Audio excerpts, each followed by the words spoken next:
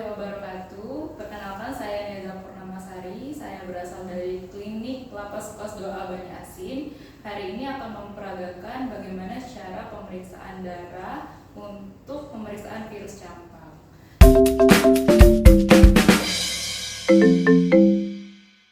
Pertama kali yang harus kita lakukan adalah mempersiapkan dulu alat-alat perlengkapan, yaitu APD.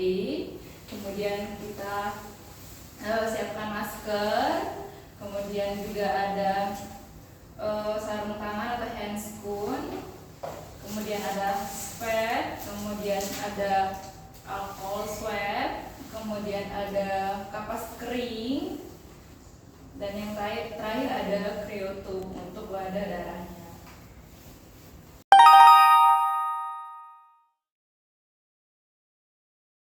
Baiklah, setelah tahap persiapan selesai, jangan lupa sebelum kita memasang handscoon, kita mencuci tangan terlebih dahulu, kemudian kita menggunakan handscoon dan penutup kepala.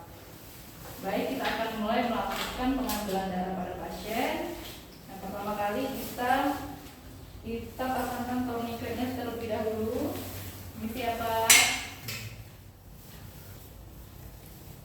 Tangannya agak dikepal ya Pak ya. Jangan tegang ya Pak. Nah ya, jadi pertama kali kita usah pakai alcohol swab, kemudian kita ambil darah pasien.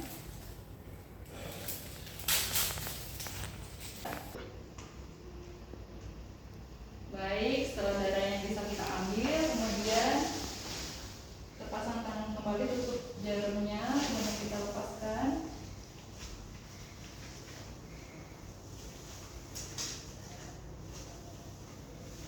Kita masukkan darahnya ke dalam cryotube melalui dinding-dinding dari cryotube itu sendiri.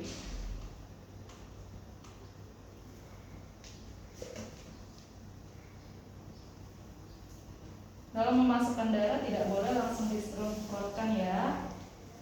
Kemudian setelah itu kita putar sebanyak 8 kali.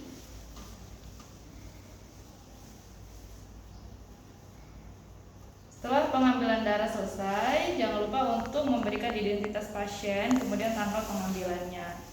Nah, kemudian kita mulai untuk memasukkan ke dalam cooler bag atau cooler box untuk dikirim.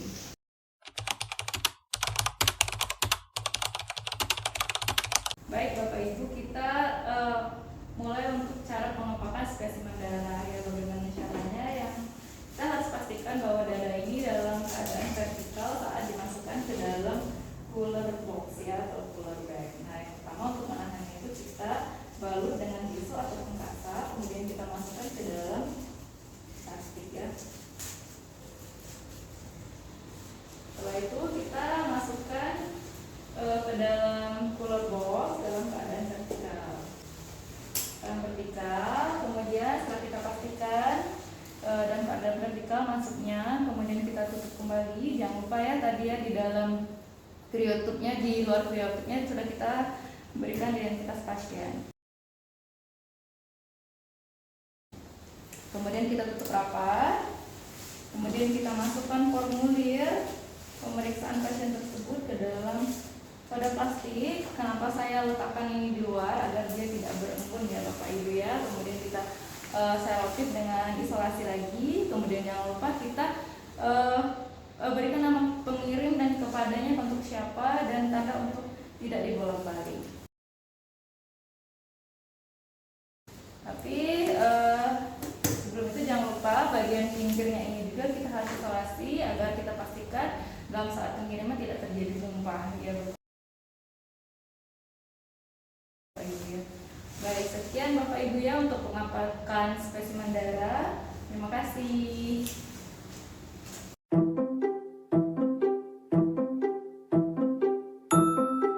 Baiklah Bapak Ibu, kita lanjutkan dengan pemeriksaan urin. Biasanya pemeriksaan urin ini dilakukan dari 0 sampai 5 hari dari timbulnya pertama kali ras pada terduga virus campak dan rubella. Yang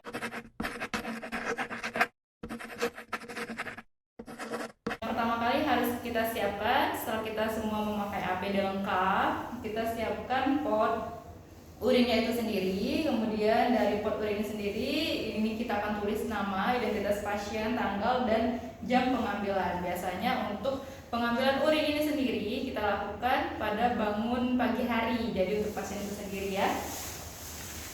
Nah ini kita tulis nama pasien, kemudian tanggal yang berapa, tanggal pemeriksaannya ya, dan jam pemeriksaan. Baik, setelah itu kita berikan form ini sendiri kepada pasien. Bapak silakan Pak ya, ini diisi ya Pak ya, urinnya sampai dengan batas ini ya Pak ya. Nanti kembalikan lagi di sini ya. Baik, terima kasih ya Pak. Urin dari pasien itu sendiri diisi, kemudian kita biasanya isolasi agar tidak tumpah, dan kita masukkan ke dalam plastik.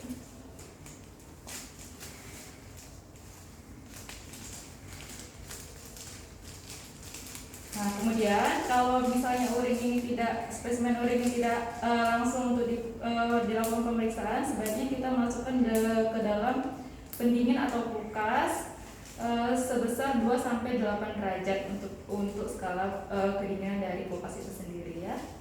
Baik, sekian dari saya untuk pemeriksaan spesimen urin. Terima kasih.